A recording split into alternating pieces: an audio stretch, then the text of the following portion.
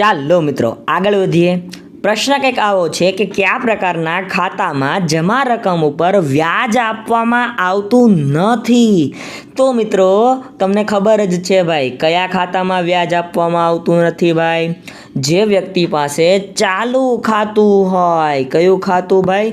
ચાલુ ખાતું હોય, કરંટ અકાઉન્ટ હોય, એને એ ખાતા ઉપર કોઈ પણ પ્રકારનું વ્યાજ આપવામાં આવતું નથી। તો યાદ રાખજો, પ્રશ્ન પૂછાઈ જાય લ્યા। ઓલો નેક્સ્ટ પ્રશ્ન કંઈક આવો છે કે કયા પ્રકારના ખાતામાં નિશ્ચિત સમયે નિશ્ચિત રકમ જમા કરાવવી ફરજિયાત છે? મિત્રો આવા પ્રકારના ખાતાને રિકરિંગ ખાતું કહે છે। કેવું ખાતું કહેવાય ભાઈ? એને રિકરિંગ ખાતું તરીકે પણ ઓળખવામાં આવે છે, જેમાં નક્કી કરેલ સમયે અથવા તો નક્કી કરેલ તારીખે ચોક્કસ રકમ કપાવવાની હોય છે। ભારતની મધ્યસ્થ બેંકનું નામ શું છે? અલ્યા આવડે, રિઝર્વ બેંક ઓફ ઇન્ડિયા એ ભારતની મધ્યસ્થ બેંકનું નામ છે ભાઈ। થાપણના કયા ખાતા ઉપર બેંક સૌથી વધુ વ્યાજ આપે છે? તો એફડી એટલે કે બાંધી મુદતની જે થાપણ હોય ભાઈ, બાંધી મુદતનું જે ખાતું હોય, બાંધી મુદતની થાપણ હોય, ફિક્સ ડિપોઝિટ તરીકે તમે ઓળખો છો, એમાં બેંક સૌથી વધુ શું આપે છે? તો વ્યાજ સૌથી વધુ આપે છે। યાદ રાખજો, પૂછાઈ શકે એવો પ્રશ્ન છે। ઓવરડ્રાફ્ટની સગવડ નિશ્ચિત સમય માટે કરવામાં આવે તો તે કયા નામથી ઓળખાય છે? તો તે મિત્રો ત્યાં કયા નામથી? કેશ ક્રેડિટના નામથી ઓળખાય છે। કયા નામથી ભાઈ? કેશ ક્રેડિટના નામથી ઓળખવામાં એને આવે છે। બેંક પોતાના દેવા ચૂકવવા માટે જે ચેક આપે તેને શું કહે છે?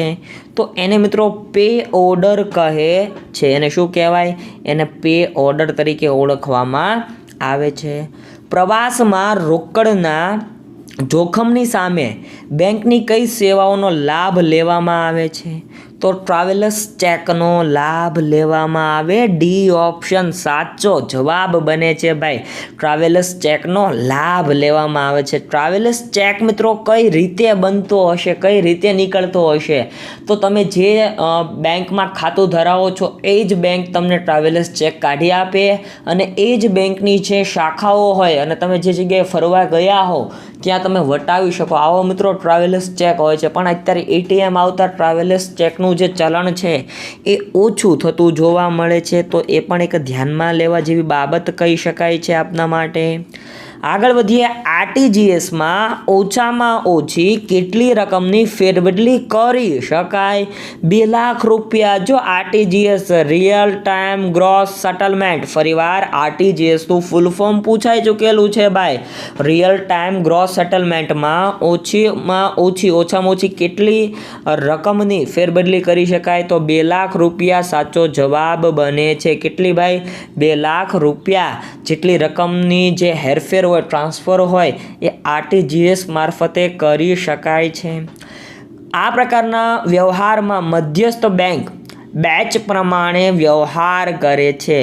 જો NEFT national electronic fund transfer NEFT કરવામાં આવે ત્યારે બેન્ચ વાઇઝ, બરોબર, એક બેન્ચ વાઇઝથી આરબીઆઈ આ ટ્રાન્ઝેક્શનની પતાવટ કરતી હોય છે ભાઈ। એ પણ એક યાદ રાખવા જેવી બાબત કહી શકાય મિત્રો। એનઈએફટીનું ફૂલ ફોર્મ પૂછાઈ ગયું છે, national electronic fund transfer. RTGS real time gross settlement, core banking, બરોબર, એનું ફૂલ ફોર્મ પણ પૂછાઈ ગયું છે ભાઈ। સેન્ટ્રલાઇઝ બેન્કિંગ અને કોર બેન્કિંગ અને કોલ મની, આ બધું યુનિટ 4માં અને યુનિટ 3માં જોવા મળે છે ભાઈ તમને, બરાબર।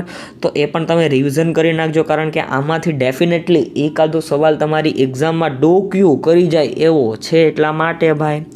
બેંકો વચ્ચેના પરસ્પર વ્યવહારો કઈ રીતે તેઓની વચ્ચે તત્કાળ ઊભી થતી નાણાકીય સમસ્યાનું નિવારણ શેના દ્વારા થાય છે?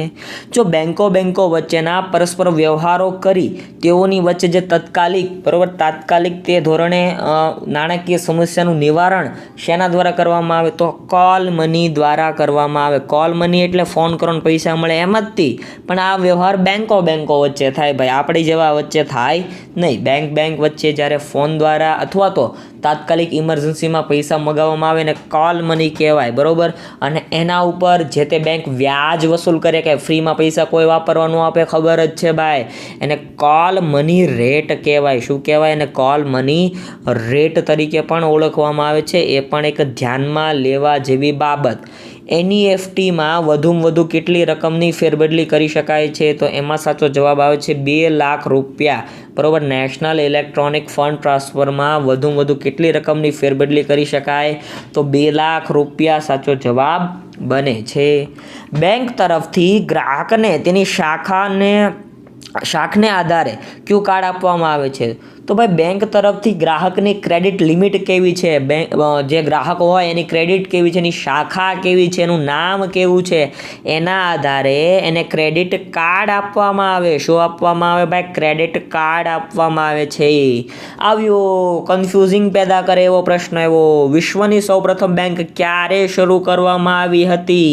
તો ધોરણ 11ની વાણિજ્ય વ્યવસ્થાના સંચાલન આવું કે છે 1407માં વિશ્વની સૌપ્રથમ બેંક જીનીવા ખાતે બેંક ઓફ બાર્સિલોના નામથી ભાઈ શરૂ કરવામાં આવી હતી. 1907 નહીં, પણ કયું આવે છે? જો યાદ રાખજો 1407 આવે છે, બરોબર. ઘણા 1907 પછી કમેન્ટમાં મને કમેન્ટ કરીને કહેશે, ઘણા તો એમ જ કહેશે ભાઈ ઇકોમાં 1401 આપેલું છે, અમારે કયું સાચું માનવું? એટલે તમને ઓપ્શન કેવો આપ્યો છે એના ઉપર સાચો જવાબ મેળવવાનો હોય છે ભાઈ.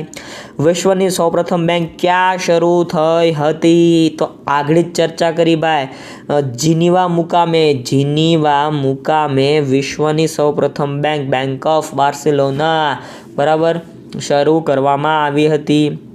ભારતની મધ્યસ્થ બેંકનું નામ શું છે? આવો પ્રશ્ન ભાઈ થુલ્યા જેવો પ્રશ્ન કહી શકાય. તો ભારતની મધ્યસ્થ બેંકનું નામ રિઝર્વ બેંક ઓફ ઇન્ડિયા છે, RBI, બરોબર. યાદ રાખજો, reserve bank of India, RBI.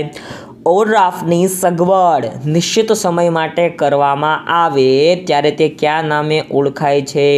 તો ત્યારે મિત્રો તે કેશ ક્રેડિટના નામથી ઓળખાઈ જાય છે. શેના નામથી ભાઈ? કેશ ક્રેડિટના નામથી એને ઓળખવામાં આવે છે. બેંક કયા ખાતામાં ન્યૂનતમ શિલ્લક રાખવાની ફરજ પાડી શકે છે?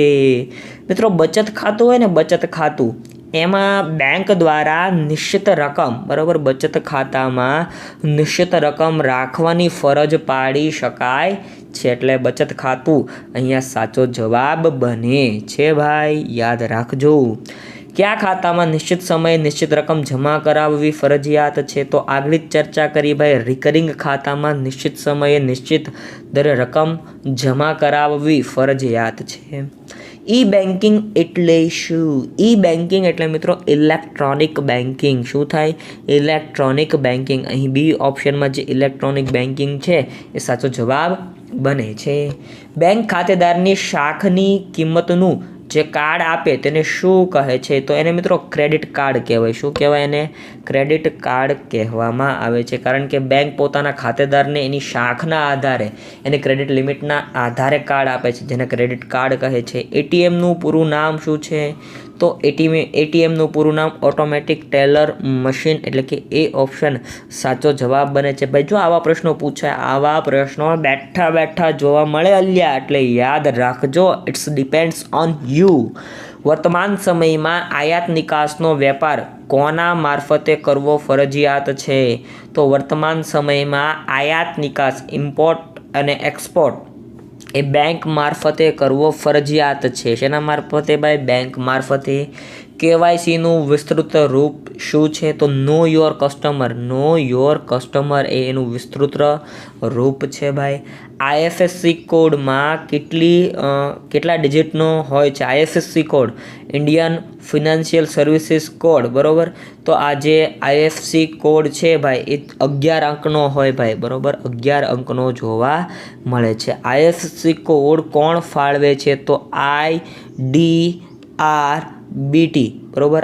IDRBT દ્વારા આઈએફસી કોડ રજૂ કરવામાં આવે છે, બહાર પાડવામાં આવે છે, જેનું મુખ્ય મથક હૈદરાબાદમાં આવેલું છે. ક્યાં આવેલું છે? હૈદરાબાદમાં એનું મુખ્ય મથક આવેલું છે ભાઈ. આરટીજીએસમાં ન્યૂનતમ કેટલી રકમ ફેરબદલી કરી શકાય છે? તો ન્યૂનતમ 2 લાખ જેટલી રકમની ફેરબદલી કરી શકાય છે ભાઈ. ચાલો આગળ વધીએ મિત્રો. NEFT એટલે કે નેશનલ ઇલેક્ટ્રોનિક ફંડ ટ્રાન્સફરની એક બેંચમાં વધુમાં વધુ કેટલા ટ્રાન્ઝેક્શન હોય છે? તો વધુમાં વધુ મિત્રો 10 ટ્રાન્ઝેક્શન કરી શકાય. કેટલા ભાઈ? 10 ટ્રાન્ઝેક્શન એક બેન્ચ વાઇઝ કરી શકાતા હોય છે. NEFTમાં જે પણ ટ્રાન્ઝેક્શન થાય એ RBIની બેન્ચ વાઇઝની પ્રક્રિયા મુજબ કરવામાં આવે છે ભાઈ. ચાલુ ખાતા કયા વર્ગ માટે વધુ અનુકૂળ છે? તો ધંધાદારી વર્ગ માટે. ધંધાદારી વર્ગ હોય એ ધંધાદારી વર્ગ માટે ચાલુ ખાતા વધારે પડતા અનુકૂળ આવતા હોય છે. IDRBTનું કેન્દ્ર ક્યાં આવેલું છે? તો એનું કેન્દ્ર મિત્રો હૈદરાબાદ આવેલું છે ભાઈ. આગળ જ આપણે ચર્ચા કરી ભાઈ, જેના દ્વારા આઈએફએસસી કોડ રજૂ કરવામાં આવે છે. અને આઈએફએસસી કોડ કેટલા અંકનો હોય છે? 11 અંકનો જોવા મળે છે. તો યાદ રાખજો, આ પૂછાઈ શકે. આગળ વધીએ. કઈ પ્રક્રિયા દ્વારા ગ્રાહકને ઉત્પાદનની કિંમત માટે બોલી લગાવવાની અને ખરીદ વેચાણની સુવિધા પૂરી પાડવામાં આવે છે? તો મિત્રો ગ્રાહકથી ગ્રાહક, કસ્ટમર ટુ કસ્ટમર હોય ને ત્યારે ગ્રાહકને જે તે વસ્તુની બોલી લગાવવાની અને ખરીદ વેચાણની એક ખાસ પ્રકારની સુવિધા પૂરી પાડવામાં આવે છે. પણ આવું ક્યારે જોવા મળે? ગ્રાહકથી ગ્રાહક હોય, કસ્ટમર ટુ કસ્ટમર જ્યારે બિઝનેસ થતો હોય ને ત્યારે આવું વધારે પડતું જોવા મળે છે. રેલવેની ટિકિટ દેશભરમાં કોઈ પણ સ્થળેથી મેળવી શકાય છે. આ કયા પ્રકારના નેટવર્કને આભારી છે? તો આ કયા પ્રકારનું નેટવર્ક છે ભાઈ? તો મિત્રો એને એન્ટરપ્રાઇઝ વેન કહેવાય. કેવું કહેવાય? Enterprise van. રેલવેની ટિકિટ દેશભરમાં કોઈ પણ સ્થળેથી મેળવી શકાય તેને કયા પ્રકારનું નેટવર્ક કહે છે? તો એને મિત્રો એન્ટરપ્રાઇઝ વેન કહેવામાં આવે છે. કેવી વેન ભાઈ? Enterprise van. વેન હકીકતે ખબર જ છે તમને ભાઈ, નેટવર્કનો એક પ્રકાર છે ભાઈ. એન્ટરપ્રાઇઝ વેન કહેવાય ભાઈ. ધંધાદારી એકમો પોતાના કાર્યો બહારની સંસ્થાઓને સોંપે તેને શું કહેવાય છે? મિત્રો એને આઉટસોર્સિંગ કહેવાય. આઉટસોર્સિંગ સ્ટાફ, આવું તમે ક્યારેક સાંભળ્યું હશે, બરાબર. આઉટસોર્સિંગ સ્ટાફ જે ધંધાદારી એકમો હોય એ પોતાના કાર્યો બહારની જે સંસ્થા હોય એ સંસ્થાઓ પાછે પોતાના કામ કરાવે છે. એટલા માટે એને આઉટસોર્સિંગ તરીકે ઓળખવામાં આવે છે. બહારની વ્યક્તિઓ ધંધામાં ઇન્ટરફિયર કરે એટલે ભાઈ આઉટસોર્સિંગ થયું કહેવાય. આમ તો સિમ્પલ છે, યાદ રહી જાય એવું છે. અન્ય વ્યક્તિના મનમાં જરૂરી સમજ ઉત્પન્ન કરવા માટેની સમગ્ર પ્રક્રિયાને શું કહેવાય? તો એને મિત્રો સંદેશો કહેવાય. શું કહેવાય ભાઈ? સંદેશો કહેવાય. ઇન્ટરનેટના માધ્યમ દ્વારા કમ્પ્યુટરની મદદથી કમ્પ્યુટરના પડદા ઉપર સંદેશો ટાઈપ કરીને તેને આપલે કરવાની પ્રવૃત્તિને શું કહેવાય? તો it is called electronic mail. Email તરીકે ઓળખવામાં આવે છે. જો એમાં તમને કેવું લાંબુ લહડિયું આપ્યું ભાઈ. ઇન્ટરનેટના માધ્યમ દ્વારા કમ્પ્યુટરની મદદથી કમ્પ્યુટરના પડદા ઉપર સંદેશો ટાઈપ કરીને તેની આપલે કરવાની પ્રવૃત્તિને શું કહેવાય? તો એને જ મિત્રો ઈમેલ કહે છે. ઇલેક્ટ્રોનિક મેલ કહેવામાં આવે છે. વીજાણુ યંત્રો અને માધ્યમોની મદદથી થતા વાણિજ્યના વિનિમય અને વિતરણને શું કહેવાય? જો વીજાણુ યંત્રો હોય એટલે કે ઇલેક્ટ્રોનિક યંત્રો હોય અને માધ્યમોની મદદથી થતા વાણિજ્યના વિનિમય અને વિતરણને શું કહેવાય છે? તો એને મિત્રો ઈ-કોમર્સ કહેવામાં આવે છે. ઇલેક્ટ્રોનિક કોમર્સ તરીકે ઓળખવામાં આવે છે. વાણિજ્ય ખરા, પણ કેવું વાણિજ્ય? ઇલેક્ટ્રોનિક વાણિજ્ય તરીકે ઓળખવામાં આવે છે. માહિતીના સુપર હાઈવે તરીકે કોને ઓળખવામાં આવે છે? માહિતીનું સુપર હાઈવે ભાઈ, માહિતીનું સુપર હાઈવે એટલે એકમાત્ર શબ્દ આવે ઇન્ટરનેટ, બરાબર. ઇન્ટરનેટ સેવાને માહિતીના સુપર હાઈવે તરીકે ઓળખવામાં આવે છે. ધંધાકીય હરીફાઈમાં ટકી રહેવા માટે વસ્તુ અંગે નીચેના પૈકી કઈ બાબત અગત્યની નથી? તો ડી, હલકી ગુણવત્તાવાળી જે વાત છે એ અગત્યની નથી ભાઈ. જો ધંધાકીય હરીફાઈ હોય એમાં ટકી રહેવા માટે વસ્તુ અંગેની કઈ બાબત અગત્યની છે એવો સવાલ પૂછે તો વસ્તુની ઊંચી ગુણવત્તા, નીચી પડતર કિંમત, ગ્રાહકોની સારી સેવા, આ બધું જરૂરી છે. પણ જરૂરી શું નથી? હલકી ગુણવત્તા આ જરૂરી નથી. એનાથી વસ્તુ ધંધામાં ટકી ન પણ શકે ભાઈ. એટલે એ પણ એક યાદ રાખવા જેવી બાબત અને સચેત રહેવા જેવી બાબત કહી શકાય. ધંધાદારી એકમો પોતાના કાર્યો બહારની સંસ્થાઓને સોંપે તેને શું કહેવાય? આગળ જ ચર્ચા કરી. શું કહેવાય? આઉટસોર્સિંગ કહેવાય ભાઈ. આઉટસોર્સિંગ તરીકે એને ઓળખવામાં આવે છે ભાઈ. કમ્પ્યુટરના નેટવર્કનું નેટવર્ક એટલે શું? જો કમ્પ્યુટર એક નેટવર્ક છે ભાઈ, બરાબર. કમ્પ્યુટરમાં ઇન્ટરનેટ એક નેટવર્ક છે અને નેટવર્કનું નેટવર્ક એટલે ઇન્ટરનેટ ભાઈ, બરાબર. આમ તો આંતરજાળું કહેવાય. શું કહેવાય? કરોળિયા કેમ જાળું બનાવે એમ આંતરજાળું એટલે ઇન્ટરનેટ ભાઈ. નેટવર્કનું નેટવર્ક કોને કહેવાય? આવો સવાલ પણ પૂછાય, બરાબર. તો એ જ એક જ સાચો જવાબ બને છે. ઇન્ટરનેટને નેટવર્કનું નેટવર્ક તરીકે ઓળખવામાં આવે છે. માહિતી મેળવનાર સંદેશાનું અર્થઘટન કરી તેનું શું કરે છે? તો મિત્રો એનો પ્રતિસાદ આપે છે, ફીડબેક આપે છે ભાઈ. માહિતી મેળવનાર સંદેશાનું અર્થઘટન કરીને તેનું શું કરે છે? તો સિમ્પલ છે, પ્રતિસાદ આપે છે, ફીડબેક કહેવાય એને. ઇંગ્લિશમાં શું કહેવાય ભાઈ? ફીડબેક આપે છે, પ્રતિસાદ આપે છે ભાઈ. યાદ રાખજો, પૂછાઈ શકે એવા પ્રશ્નો છે હો ભાઈ. વિડીયો ગમતો હોય ને તો લાઈક, શેર અને કમેન્ટ કરવાનું પણ ન ચૂકતા.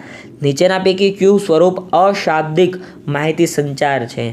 તો એમાં મિત્રો ઈશારા ભાઈ, બરાબર. ઈશારા એ અશાબ્દિક કેવું છે ભાઈ? અશાબ્દિક છે. ભાષાનો ઉપયોગ તો એમાં શબ્દનો પ્રયોગ થાય, ધ્વનિમાં પણ શબ્દનો પ્રયોગ થાય, લેખિત તો એ મટીરિયલ બને ભાઈ, બરાબર. પણ ઈશારા એ શું છે ભાઈ? તો મિત્રો ઈશારા એ યાદ રાખજો અશાબ્દિક માહિતી સંચાર છે. આગળ વધીએ ભાઈ. આપણા વિચારોને બીજાના મગજમાં દાખલ કરવા એટલે શું? તો આપણા જે વિચારો છે એને બીજાના મગજમાં દાખલ કરવા એટલે માહિતીની આપ-લે કરવી ભાઈ. આવું કહેવાય નહીં, માહિતી સંચાર કહેવાય. શું કહેવાય ભાઈ? માહિતી સંચાર એને કહેવામાં આવે છે. આપણા વિચારોને બીજાના મગજમાં દાખલ કરવાની પ્રક્રિયાને માહિતી સંચાર કહેવાય, કમ્યુનિકેશન કહેવામાં આવે છે ભાઈ. કમ્પ્યુટર નેટવર્કના પ્રકારોમાં નીચેના પૈકી કયા નેટવર્કનો સમાવેશ થતો નથી? તો બેન, BAN આવું કોઈ નેટવર્ક નથી. કેન છે ભાઈ, કેમ્પસ એરિયા નેટવર્ક. મેન પણ છે, મેટ્રોપોલિટન એરિયા નેટવર્ક. વેન છે, વાઇડ એરિયા નેટવર્ક, બરાબર. જીસ્વાન ને આ બધું તમે સાંભળો જ છો ભાઈ. તો વાઇડ એરિયા નેટવર્ક છે ભાઈ, બરાબર. અથવા વાયરલેસ એરિયા નેટવર્ક આવું પણ થઈ શકે. તો આ બધા છે પણ આવું BAN આવું કંઈ નેટવર્કનો પ્રકાર જોવા મળતો નથી ભાઈ. ભૌતિક સીમા વગરના કમ્પ્યુટરના જોડાણને શું કહે છે? તો મિત્રો એને વેન કહેવામાં આવે છે, વાઇડ એરિયા નેટવર્ક. કેવું ભાઈ? ભૌતિક સીમા વગરનું, બરાબર. ભૌતિક સીમા વગરનું જે નેટવર્કનું જાળું છે એને વેન તરીકે ઓળખવામાં આવે છે, વાઇડ એરિયા નેટવર્ક. ભારતીય રેલવે સમગ્ર દેશમાં તેની કચેરીના કમ્પ્યુટર્સને ક્યાં નેટવર્કથી જોડે છે? તો એને એન્ટરપ્રાઇઝ વેનથી જોડે છે. શેનાથી ભાઈ? એન્ટરપ્રાઇઝ. યાદ રાખજો, એન્ટરપ્રાઇઝ વેનથી એને જોડવામાં આવે છે. એન્ટરપ્રાઇઝ વેનથી એને જોડે છે ભાઈ. નીચેના પૈકી WWWનું પૂરું રૂપ શું છે? તો એનું પૂરું રૂપ છે ભાઈ વર્લ્ડ વાઇડ વેબ. એટલે કે બી ઓપ્શન સાચો જવાબ બને છે, વર્લ્ડ વાઇડ વેબ. WWWનું પૂરું રૂપ પૂછ્યું ભાઈ, world wide web is the right answer in this question. Electronic સાધનો અને માધ્યમોની મદદથી થતો વેપાર એટલે શું? તો ઇલેક્ટ્રોનિક સાધનો અને માધ્યમોની મદદથી થતો વેપાર એટલે ઈ-કોમર્સ. એટલે શું મિત્રો? ઈ-કોમર્સ. એટલે બી ઓપ્શન સાચો જવાબ બને છે ભાઈ. ઈ-કોમર્સના કાર્યક્ષેત્રમાં નીચેના પૈકી કોનો સમાવેશ થતો નથી? તો મિત્રો B2B બિઝનેસ ટુ કસ્ટમર થાય છે, બરાબર. C2C કસ્ટમર ટુ કસ્ટમર અથવા કન્ઝ્યુમર ટુ કન્ઝ્યુમર એ થાય છે. B2B બિઝનેસ ટુ બિઝનેસ એ પણ થાય છે, પણ E2E આવું કંઈ આવતું નથી, બરાબર. એટલે C ઓપ્શન અહીંયા સાચો જવાબ બને છે. B2Cમાં કોણ સ્વતંત્ર ગ્રાહક છે? તો ખરીદનાર સ્વતંત્ર ગ્રાહક છે ભાઈ. બિઝનેસ ટુ કસ્ટમર ભાઈ, બિઝનેસ ટુ કસ્ટમરમાં ખરીદનાર સ્વતંત્ર ગ્રાહક તરીકે અહીં વર્તે છે ભાઈ. C2Cનું ઉત્તમ ઉદાહરણ કયું છે? કન્ઝ્યુમર ટુ કન્ઝ્યુમર અથવા કસ્ટમર ટુ કસ્ટમરમાં હરાજીની વેબસાઇટ ભાઈ. શેની વેબસાઇટ? હરાજીની વેબસાઇટ એ બેસ્ટમાં બેસ્ટ અહીં ઉદાહરણ છે ભાઈ. ઈ કોમર્સના કયા મોડેલમાં ગ્રાહકો દ્વારા ચૂકવણી નક્કી થાય છે? તો C2B, બરાબર. C2B દ્વારા ગ્રાહકની ચૂકવણી નક્કી કરવામાં આવે છે. COD કેશ ઓન ડિલિવરી ભાઈ. COD ઇટ મીન્સ શું થાય ભાઈ? Cash on delivery. પૈસા આપો, વસ્તુ લ્યો, આવું નથી આવતું ભાઈ. કેશ ઓન ડિલિવરી કરવામાં આવે. કયા નાણાંને પ્લાસ્ટિક નાણાં તરીકે પણ ઓળખવામાં આવે છે? તો ભાઈ આમાં તમારો સાચો જવાબ આવે ક્રેડિટ કાર્ડ અથવા ડેબિટ કાર્ડને પ્લાસ્ટિક નાણું તરીકે પણ ઓળખવામાં આવે છે. જ્ઞાન સંબંધિત પ્રક્રિયાઓ કે જેમાં ઉચ્ચ કક્ષાનું જ્ઞાન અને કુશળતા અપેક્ષિત હોય તેને આઉટસોર્સિંગ એટલે શું? તો તેના આઉટસોર્સિંગને KPO નોલેજ પબ્લિશિંગ, બરાબર. KPOનું ફૂલ ફોર્મ શું થાય ભાઈ? નોલેજ P અને O, બરાબર. આનું ફૂલ ફોર્મ તમારે કમેન્ટ સેક્શનમાં કમેન્ટ કરીને કહેવાનું હોય ભાઈ. કમ્પ્યુટર સિસ્ટમને સલામત રાખવા શું ઉપયોગી છે? તો એન્ટીવાયરસ ઉપયોગી બને છે ભાઈ. એન્ટરપ્રાઇઝ વેન નેટવર્કને કયા નામથી પણ ઓળખવામાં આવે છે? તો વાઇડ એરિયા નેટવર્ક, બરાબર. વાઇડ એરિયા નેટવર્ક તરીકે એટલે કે વેન તરીકે પણ ઓળખવામાં આવે છે. બંને એકબીજાના સમાનાર્થી છે ભાઈ. હલો મિત્રો, આગળના પ્રશ્નો તરફ વધીએ અને જોઈએ પ્રશ્ન નંબર 1. ધંધાકીય સાહસનું સૌથી પ્રાચીન અને સરળ સ્વરૂપ કયું છે? આવો પ્રશ્ન છે ભાઈ. તો મિત્રો આનો સાચો જવાબ, આ પ્રશ્નનો સાચો જવાબ આવે છે વૈયક્તિક માલિકી. ધંધાકીય જે સાહસિક પ્રવૃત્તિઓ છે એમાં સૌથી પ્રાચીનમાં પ્રાચીન અથવા સૌથી સરળમાં સરળ જે સ્વરૂપ પૂછાય તો એ યાદ રાખજો, વૈયક્તિક માલિકી છે ભાઈ. શું છે ભાઈ? વૈયક્તિક માલિકીનું સ્વરૂપ છે. યાદ રાખતા જજો, ભૂલાય ન જાય ભાઈ. મિત્રો આગળના પ્રશ્નો તરફ વધીએ અને પ્રશ્ન નંબર 2 કંઈક આવો છે. કયા સ્વરૂપમાં માલિક, સ્થાપક અને સંચાલક એક જ હોય છે ભાઈ? આવું કયા સ્વરૂપમાં જોવા મળે? આવો પ્રશ્ન છે ભાઈ. કયા સ્વરૂપમાં સ્થાપક, માલિક અને સંચાલક એક જ હોય છે?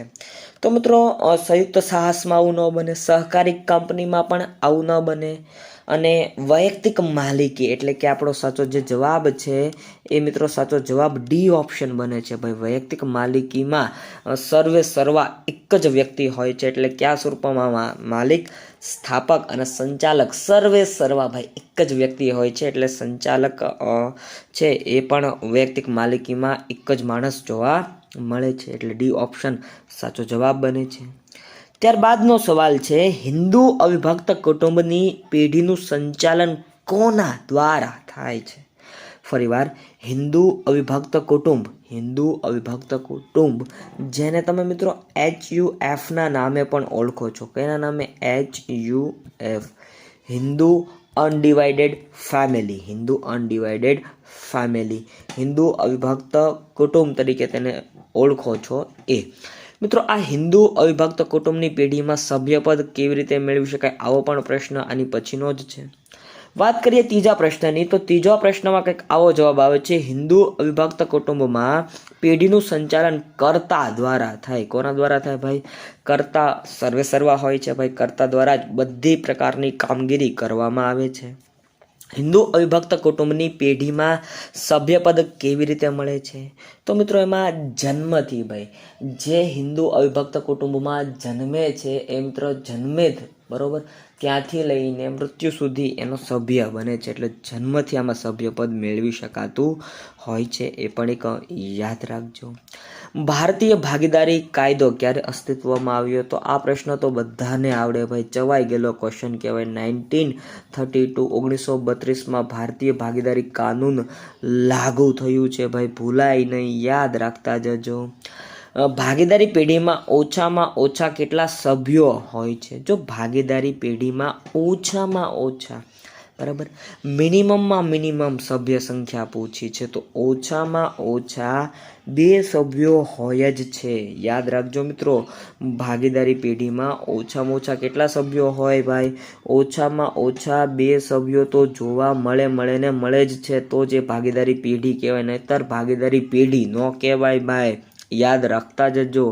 ભાગીદારી પેઢીમાં વધુમાં વધુ કેટલા ભાગીદારો હોય છે? તો મિત્રો તાજેતરમાં જે સુધારા થયા એ અંતર્ગત 50 સાચો જવાબ આવે છે. ભાગીદારી પેઢીમાં વધારેમાં વધારે 50 જેટલા સભ્યો જોવા મળે છે, એટલે એ પણ યાદ રાખજો. પ્રશ્ન ગમે ત્યાંથી પૂછાય, તમને એનો જવાબ આવડતો હોવો જોઈએ ભાઈ. વિડીયો ગમતો હોય તો લાઈક, શેર અને કમેન્ટ કરવાનું ન ચૂકતા. 8મો પ્રશ્ન, ભાગીદારી કાયદા અનુસાર ભાગીદારી પેઢીની નોંધણી કરાવવી ફરજિયાત છે? ફરજિયાત નથી, હિતાવહ નથી, પેઢીના હિતમાં નથી. તો મિત્રો ફરજિયાત નથી, બરાબર. અહીંયા જે બી ઓપ્શન છે એ સાચો જવાબ આવે છે ભાઈ, ફરજિયાત નથી. યાદ રાખજો, ફરજિયાત નથી ભાઈ, ફરજિયાત નથી. આગળ વધીએ. ધંધો કરવા માટે સમય મર્યાદા સાથે રચવામાં આવતી ભાગીદારી એટલે શું? ભાઈ, ધંધો કરવા માટે સમય મર્યાદા સાથે રચવામાં આવતી ભાગીદારી એટલે શું? ઓપ્શન આપેલા છે ભાઈ. મુદતી ભાગીદારી પેઢી આ સાચો જવાબ બને છે. શું સાચો જવાબ બને છે આમાં? મુદતી ભાગીદારી પેઢી એ સાચો જવાબ બને છે ભાઈ. જો ધંધા કરવા માટે એક ખાસ પ્રકારની સમય મર્યાદા નક્કી કરવામાં આવે અને એ સમય મર્યાદા પૂરતી જ જે ભાગીદારી પેઢીની રચના કરવામાં આવે એને કેવી ભાગીદારી કહેવાય? એને મુદતી ભાગીદારી પેઢી તરીકે ઓળખવામાં આવે છે ફ્રેન્ડ્સ. જે પેઢીનું આયુષ્ય ભાગીદારોની ઈચ્છા ઉપર આધારિત હોય તેવી ભાગીદારી પેઢી એટલે મુદતી ભાગીદારી, સ્વૈચ્છિક ભાગીદારી, નામની ભાગીદારી કે નિષ્ક્રિય ભાગીદારી? આવો સવાલ છે. તો મિત્રો આમાં તમે જોઈ રહ્યા છો સ્વૈચ્છિક ભાગીદારી જવાબમાં ન આવી શકે, પણ ઐચ્છિક, બરાબર, જે પેઢીનું આયુષ્ય ભાગીદારોની ઈચ્છાઓ આધારિત હોય, ઈચ્છા મુજબ ભાઈ, બરાબર, તો ઐચ્છિક ભાગીદારી પેઢી કહેવાય. ને શું કહેવાય ભાઈ? ઐચ્છિક ભાગીદારી પેઢી તરીકે એને ઓળખવામાં આવે છે ભાઈ, યાદ રાખતા જજો. કયા સ્વરૂપમાં માલિકી, સંચાલન અને અંકુશ એક જ વ્યક્તિના હોય છે? તો આગળ જ આપણે ચર્ચા કરીને લ્યા, યાદ હશે જ તમને. કોમાં વૈયક્તિક માલિકીમાં આવું જોવા મળે ભાઈ, માલિક એક જ હોય, બરોબર, સંચાલક એક જ હોય, બધું સર્વા એક જ વ્યક્તિના હાથમાં જોવા મળે છે. નીચેનામાંથી કયા ધંધાકીય સ્વરૂપમાં ધંધાના રહસ્યોની ગુપ્તતા જાળવી શકાય છે? ભાઈ, ગુપ્તતા જાળવવા માટે હોય ને તો એ છે વૈયક્તિક માલિકી ભાઈ. વૈયક્તિક માલિકીમાં ગુપ્તતા જળવાઈ રહે છે, કારણ કે એક જ માલિક હોય, એક જ સંચાલક હોય, એક જ સ્થાપક હોય, એટલા માટે એકનું એક જ બધું હાંચવીને રાખે ભાઈ, કોઈને કાંઈ કહે નહીં, કોઈને કાંઈ પૂછે નહીં. વૈયક્તિક માલિકીમાં ગુપ્તતા જળવાય છે ભાઈ. ત્યારબાદનો પ્રશ્ન છે 13 નંબરનો, ઓછી મૂડી એ કયા પ્રકારના ધંધાકીય એકમના સ્વરૂપની અગત્યની લાક્ષણિકતા છે? બરોબર, ફરીવાર, ઓછી મૂડી એ કયા પ્રકારના ધંધાકીય એકમના સ્વરૂપની એક લાક્ષણિકતા કીધી ભાઈ? તો મિત્રો વૈયક્તિક માલિકીમાં ઓછી પેઢીમાં મતલબ કે ઓછી મૂડી જોવા મળે છે, કારણ કે ભાઈ એકલા વ્યક્તિના હાથમાં બધું ન હોય, પૈસાનો વહીવટ ઓછો હોય, બરાબર. એટલે વૈયક્તિક માલિકીમાં એકલો વહીવટ કરનાર વ્યક્તિ હોય એટલે પૈસા ઓછા હોય ભાઈ, એટલે મૂડીનું પ્રમાણ ઓછું જોવા મળે. વૈયક્તિક માલિકીની પેઢીમાં માલિકની જવાબદારી કેવી હોય છે? તો 14માં અમર્યાદિત સાચો જવાબ આવે છે. માલિકની જે જવાબદારી છે, રિસ્પોન્સિબિલિટી છે, એ કેવી હોય ભાઈ? અમર્યાદિત જોવા મળે છે. શ્રમ વિભાજનનો લાભ કયા ધંધાકીય સ્વરૂપમાં મેળવી શકાતો નથી? મિત્રો વૈયક્તિક માલિકીમાં છે ને જે શ્રમ વિભાજન છે એનો લાભ મેળવી શકાતો નથી, એટલે આમાં સાચો જવાબ શું આવે છે ભાઈ? વૈયક્તિક માલિકી એ સાચો જવાબ બને છે. ત્યારબાદ 16મો પ્રશ્ન, કયા પ્રકારના ધંધાકીય સ્વરૂપમાં રહસ્યોની જાળવણી શક્ય નથી? ભાઈ, રહસ્યોની જાળવણી શક્ય નથી. તો મિત્રો, ભાગીદારી પેઢીમાં આવું બનતું હોય છે ભાઈ, રહસ્યોની જાળવણી શક્ય રહેતી નથી. કારણ કે એકથી વધારે ભાગીદાર હોય તો ઓબ્વિયસલી છે ભાઈ, રહસ્યો ખુલવાના જ છે અને રહસ્યોની જાળવણી થવાની નથી. એટલે એ પણ એક યાદ રાખવા જેવી બાબત કહી શકાય ભાઈ. યાદ રાખજો, પૂછાઈ શકે પ્રશ્નો. ત્યારબાદ 17મો પ્રશ્ન કંઈક આવો છે, હિન્દુ અવિભક્ત કુટુંબની પેઢીઓનું અસ્તિત્વ કયા દેશોમાં જોવા મળે છે? ભાઈ, ક્યાંની સંસ્કૃતિ છે? તો મિત્રો, આ ભારત દેશની સંસ્કૃતિ છે ભાઈ, બરાબર. ભારત જેવા દેશ અને નેપાળ જેવા દેશમાં અત્યારે પણ હિન્દુ અવિભક્ત કુટુંબની પેઢીઓ કાર્યરત છે, કામ કરે છે ભાઈ, જોવા મળે છે. હિન્દુ અવિભક્ત કુટુંબની પેઢીના કર્તાની જવાબદારી કેવી હોય છે? તો એની જવાબદારી પણ મિત્રો કેવી હોય છે? અમર્યાદિત જવાબદારી જોવા મળે છે ભાઈ, બરાબર. અમર્યાદિત જવાબદારી જોવા મળે છે. 19મો પ્રશ્ન, હિન્દુ અવિભક્ત કુટુંબની પેઢી ફડચામાં જાય તો કોને નાદાર જાહેર કરવામાં આવે છે? મિત્રો, જો એ ફડચામાં જાય ને તો માત્ર પુખ્ત વયના સભ્યોને જ નાદાર જાહેર કરવામાં આવે છે, બરાબર. કારણ કે હિન્દુ અવિભક્ત કુટુંબમાં જન્મથી સભ્ય હોય છે, પણ એમાં જે પુખ્ત વયના હોય ને એમને જ મિત્રો નાદાર જાહેર કરવામાં આવે છે. તો એ પણ એક યાદ રાખવા જેવી બાબત કહી શકાય. બાળકને જન્મતાની સાથે જ કયા ધંધાકીય સ્વરૂપમાં સભ્યપદ મળે છે? તો મિત્રો, બાળકને જન્મતાની સાથે જ ભાઈ હિન્દુ અવિભક્ત કુટુંબમાં સભ્યપદ મળે છે ભાઈ. હિન્દુ અનડિવાઇડેડ ફેમિલી, બરોબર, હિન્દુ અવિભક્ત કુટુંબમાં સભ્યપદ મળે છે. ભારતીય ભાગીદારી કાયદો ક્યારે અસ્તિત્વમાં આવ્યો? તો 1932 ભાઈ. ચવાઈ ગયેલો ક્વેશ્ચન છે, વારંવાર રિપીટ થાય એટલા માટે પણ અહીંયા આવ્યો છે ભાઈ. ભાગીદારી પેઢી કેવી રીતે અસ્તિત્વમાં આવે છે? તો મિત્રો, ભાગીદારી પેઢી હોય ને એ કરારથી અસ્તિત્વમાં આવે. શેનાથી અસ્તિત્વમાં આવે ભાઈ? કરારથી અસ્તિત્વમાં આવે છે. કયા પ્રકારના ધંધાકીય એકમમાં લઘુમતી સભ્યોના હિતોનું રક્ષણ થાય છે ભાઈ? આવું ક્યાં જોવા મળે? તો મિત્રો, આવું છે ને ભાગીદારી પેઢીમાં જોવા મળે. લઘુમતી જે સભ્ય હોય એના હિતોનું રક્ષણ કરવામાં આવે છે. ભાગીદારી પેઢીમાં વધુમાં વધુ કેટલા ભાગીદાર હોય? તો આગળ જ ચર્ચા કરી ભાઈ, વધુમાં વધુ કેટલા હોય? 50. ઓછામાં ઓછા કેટલા હોય? 2 હોય ભાઈ, બરાબર. આ બંને પ્રશ્નો પૂછાઈ ચૂકેલા છે, એટલે વારંવાર રિપીટ થતા જોવા મળી રહ્યા છે ભાઈ. આગળનો પ્રશ્ન કંઈક આવો છે, સહકારી મંડળીમાં સભ્ય કઈ રીતે મતદાન કરી શકે? આવો પ્રશ્ન સમજવાનો છે. તો મિત્રો, સહકારી મંડળીમાં સભ્ય દીઠ મત આપી શકાય છે, બરાબર. સભ્ય દીઠ મત આપી શકાય છે. આવું ક્યાં જોવા મળે? સહકારી મંડળી જે હોય તેમાં જોવા મળે છે ભાઈ. તો એ પણ એક યાદ રાખજો.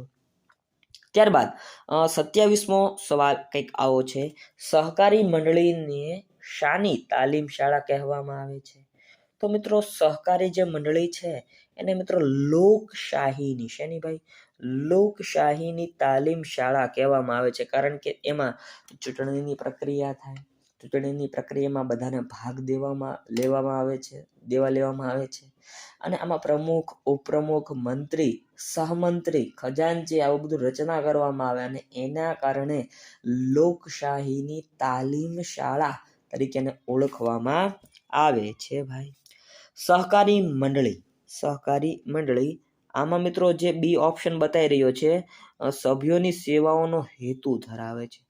જો એની જે કામ કરવાની પદ્ધતિ છે એનો હેતુ કેવો હોય ભાઈ? સેવા, બરોબર. સેવાનો, સર્વિસ ટુ પીપલ, બરાબર. પીપલની મતલબ કે લોકોની સેવા કરવી, સર્વિસ ટુ પીપલ.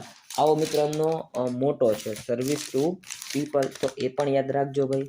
એટલે આમાં સર્વિસ એટલે કે જે સેવાનો હેતુ ધરાવે છે એ સાચો જવાબ બને છે ભાઈ. આગળ વધીએ મિત્રો. ત્યારબાદનો પ્રશ્ન તમે જોઈ રહ્યા છો, સહકારી મંડળીની સ્થાપના માટે ઓછામાં ઓછી કેટલી વ્યક્તિઓ હોવી જરૂરી છે ભાઈ? તો સહકારી મંડળીની તમારે જો રચના કરવી હોય ને તો ઓછામાં ઓછી 10 વ્યક્તિઓ તો હોવી જરૂરી છે જ ભાઈ, બરોબર. સોસાયટી તમને ખબર છે રચના કરવી હોય તો કેટલા વ્યક્તિઓ જોઈએ, ભાગીદારી પેઢીની રચના કરવી હોય તો ખબર છે કેટલા વ્યક્તિઓ જોઈએ. આવી જ રીતે સહકારી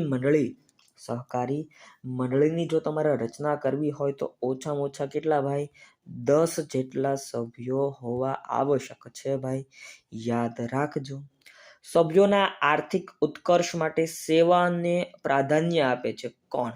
મિત્રો, સભ્યોના આર્થિક ઉત્કર્ષ માટે સેવાને પ્રાધાન્ય આપે ને એ સહકારી મંડળી છે ભાઈ. કોણ છે?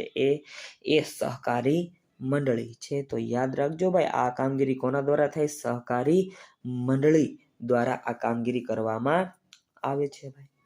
31મો પ્રશ્ન કંઈક આવો છે, સહકારી મંડળી ડિવિડન્ડ કઈ રીતે આપે છે? તો કાયદાને આધીન રહી ચૂકવી શકે છે ભાઈ. સહકારી મંડળી હોય ને એ ડિવિડન્ડની ચૂકવણી કાયદાને આધીન રહીને ચૂકવે છે. શેને આધીન રહીને ભાઈ? કાયદાને આધીન રહીને ચૂકવી શકે છે ભાઈ, યાદ રાખજો. આર્થિક વિકાસના એન્જિન તરીકે કોને ગણાવી શકાય? મિત્રો, આર્થિક વિકાસ હોય ને, આર્થિક વિકાસ એનું એન્જિન તરીકે કંપની સ્વરૂપને ગણાવી શકાય. કોને ભાઈ? કંપની સ્વરૂપને આર્થિક વિકાસના એન્જિન તરીકે ગણાવી શકાય છે. આ પ્રશ્ન પૂછાઈ ગયો છે, યાદ રાખજો. નીચેનામાંથી કોને આર્થિક વિકાસના એન્જિન તરીકે ઓળખવામાં આવે છે? તો કંપની સ્વરૂપ સાચો જવાબ બને છે ભાઈ.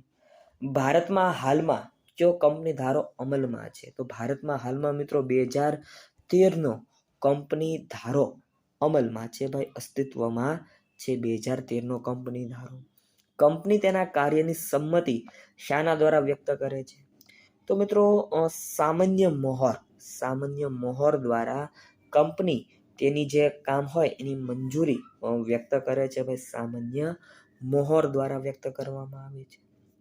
કંપની તેના સભ્યોની જવાબદારીનો પ્રકાર કયા દસ્તાવેજમાં જણાવે છે? તો મિત્રો, યાદ રાખજો, કંપની તેના સભ્યોની જવાબદારીનો પ્રકાર એ આવેદનપત્રમાં જણાવે. ક્યાં જણાવે ભાઈ? આવેદનપત્રમાં જણાવે છે ભાઈ, યાદ રાખજો. આવા પ્રશ્નો પૂછાય છે. કંપની તેના સભ્યોની જે જવાબદારી છે એનો પ્રકાર કયા દસ્તાવેજમાં જણાવે? ડાયરેક્ટ આવો પ્રશ્ન પૂછાય તો તમારો જવાબ આવે છે આવેદનપત્ર ભાઈ. શું આવે તમારો જવાબ? આવેદનપત્ર આવે છે, યાદ રાખતા જજો ભાઈ. કંપની સ્વરૂપનું મહત્વનું લક્ષણ કયું છે ભાઈ? કંપની સ્વરૂપનું મહત્વનું લક્ષણ પૂછું તો શેરની સરળ પ્રકારની ફેરબદલી.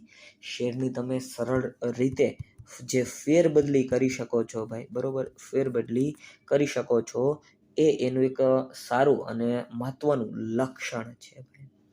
સહકારી મંડળીની સ્થાપના કરવા ઓછામાં ઓછી કેટલી વ્યક્તિઓ સંગઠિત થવું પડે છે? તો ઓછામાં ઓછી 10 વ્યક્તિઓએ સંગઠિત થવું પડે છે ભાઈ. કેટલી સહકારી મંડળીની રચના કરવી હોય તો આગળ જ આપણે ચર્ચા કરી લીધી ભાઈ, 10 વ્યક્તિઓની નોંધણી હોવી ફરજિયાત છે ભાઈ.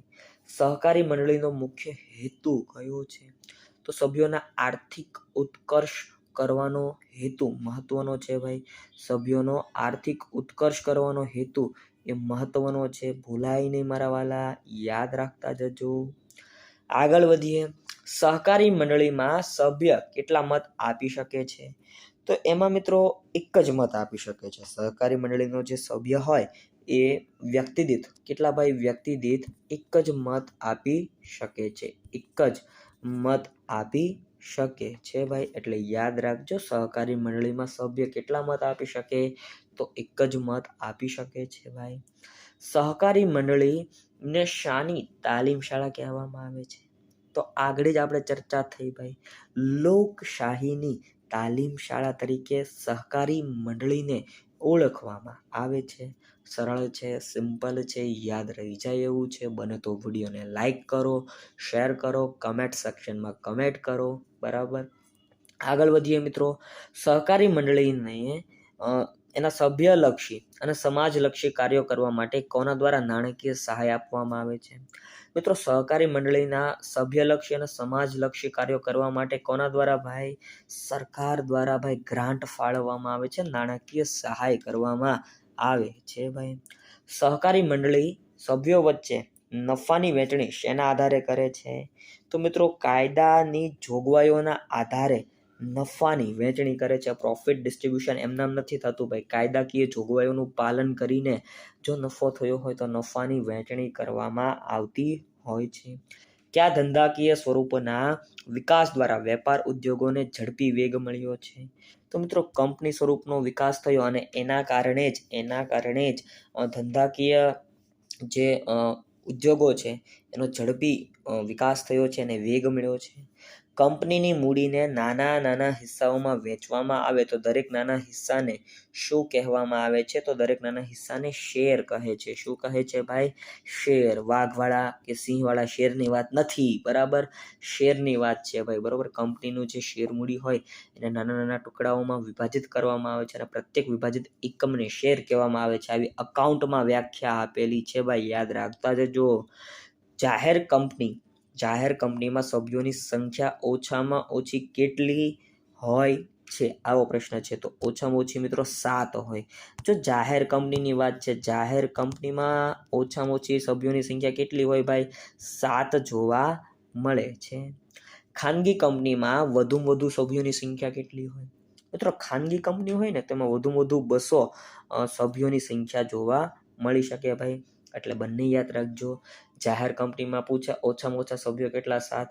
ખાનગી કંપનીમાં વધુમાં વધુ કેટલા? 200 સભ્યો આવે. એટલે આ બંને યાદ રાખતા જજો.